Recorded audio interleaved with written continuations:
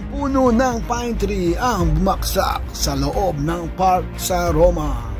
Sa matinding hampas ng hangin, ito ay ibinuwal.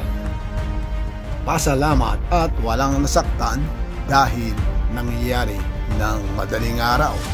Ito si Asheville ng Roma. Nagmamarites po lang.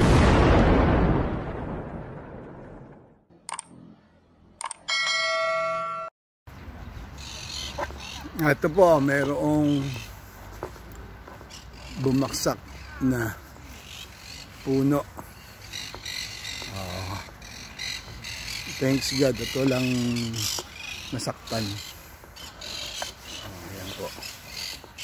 Ito po ay siguradong matanda ng puno na talaga namang sabihin natin dapat pinutol na. Ito po yung nakikiusyoso. Ayan po. Ayan po yung kalakihan ng pine tree. Malaki rin to. Bagay na nangyari naman po sigurado ito noong gabi, madaling araw, yung kalakasan ng hangin.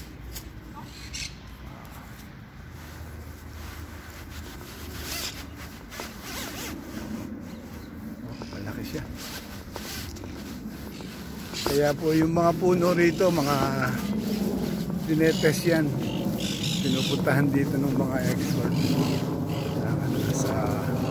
siyempre sa agriculture para malaman nila kung yung mga puno ay mga maayos pa at mga malulusog pa.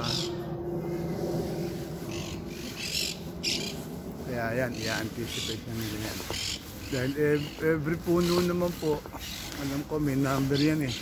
May pangalan yan. Hanap tayo ha, hanap tayo. Hanap tayo.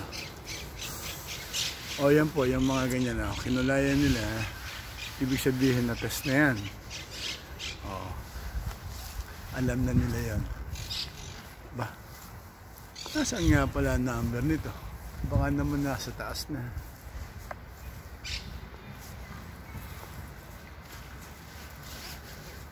Ha? Asan ang pangalan mo? Hanap tayo ng iba. Kasi mga puno, yung may mga pangalan yan, may mga number yan. Hindi pwede hindi natin makita yan. Sa kabila. O baka nasa ilalim siya.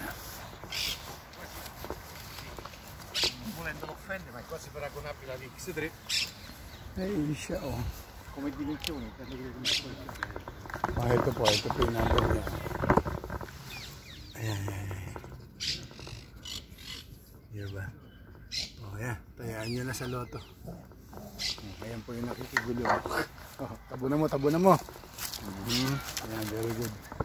So, lahat po ng puno rito may kanya-kanyang numero. Kaya pag inireport, tumbok na nila kung nasa saan yung kanilang bibisitahin, yung kanilang check upin. Ayun po dito number niya. Ayun. Ewan ko kung kita niyo. 11896.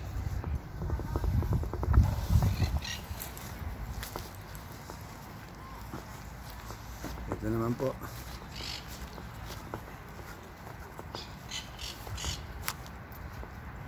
Ayan. Number 11099.